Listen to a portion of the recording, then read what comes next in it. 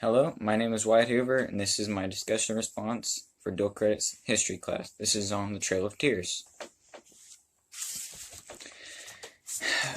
White Americans, particularly those who lived on the western frontier, often feared and resented the Native Americans they encountered. To them, American Indians seemed to be unfamiliar, alien people who occupied land that white settlers wanted and believed they deserved. Some officials in the early years of the American Republic, such as President George Washington, believed that the best way to solve this Indian problem was simply to civilize the Native Americans. The goal of this civilization campaign was to make Native Americans as much like white Americans as possible by encouraging them to convert to Christianity, to learn to speak and read English, and to adopt European-style economic practices such as the individual ownership of land and other property. In the southeastern United States, many Choctaw, Chickasaw, Seminole, Creek, and Cherokee people embraced these customs and became known as the Five Civilized Tribes. But their land, located in parts of Georgia, Alabama, North Carolina, Florida, and Tennessee, was very valuable, and it grew to be more coveted as white settlers flooded the region.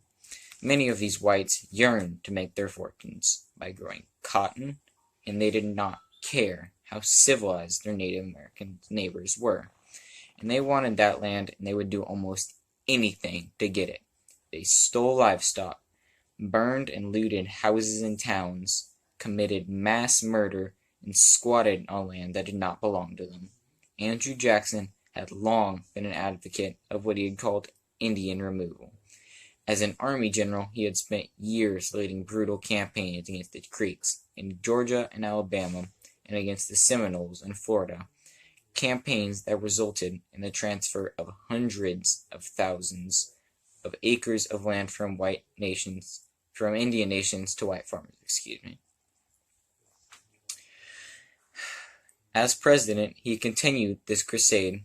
In 1830, he signed the Indian Removal Act, which gave the federal government the power to exchange native-held land in the Cotton Kingdom east of the Mississippi for land to the west in the Indian colonization zone that the United States had acquired as part of the Louisiana Purchase. This law required the government to negotiate removal treaties fairly, voluntarily, and peacefully.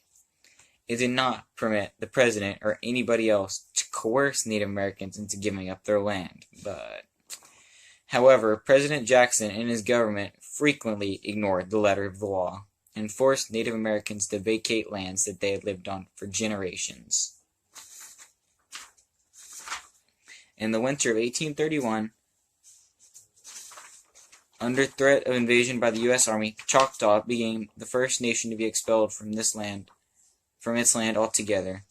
This is an illustration of that.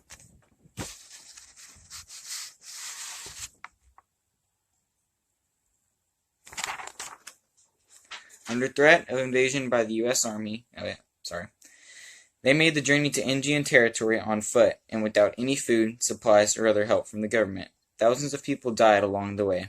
The Indian removal process continued in 1836. The federal government drove the Creeks from their land for the last time. 3,500 of the 15,000 Creeks who set out for Oklahoma, did not survive the trip. In 1835, a few self-appointed representatives of the East Cherokee Nation negotiated the Treaty of Dakota, which traded all Cherokee land east of the Mississippi for $5 million, relocation assistance, and compensation for lost property. This is an illustration of their journey.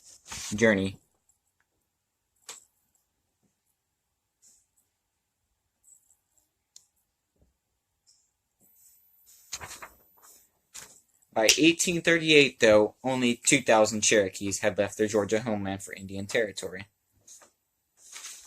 which is shown on this map.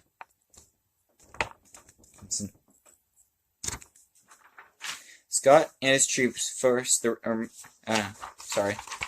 President Martin Van Buren sent General Winfield Scott and 7,000 soldiers to expedite the removal process. Scott and his troops forced the Cherokees into stockades at Bayonet Point. Then they marched the Indians more than 1,200 miles to Indian Territory. Whooping cough, typhus, dysentery, cholera, and starvation were epidemic along the way, and historians resulted that more than 5,000 Cherokee died as a result of the journey. The Trail of Tears is over 5,043 miles long and covers 9 different states. The states are Alabama, Arkansas, Georgia, Illinois, Kentucky, Missouri, North Carolina, Oklahoma, and Tennessee. This graphic, or picture, shows the map and the routes that each different tribe had to take. All of these trips were very long. None of them were very short at all. And these trips were taken by mostly foot and horseback, if not all.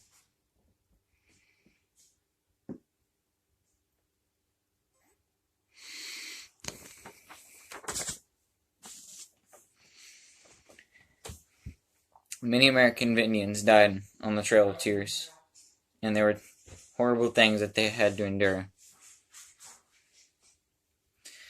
My name is Wyatt Hoover, and this is my video discussion for Dual Credit History on the Trail of Tears.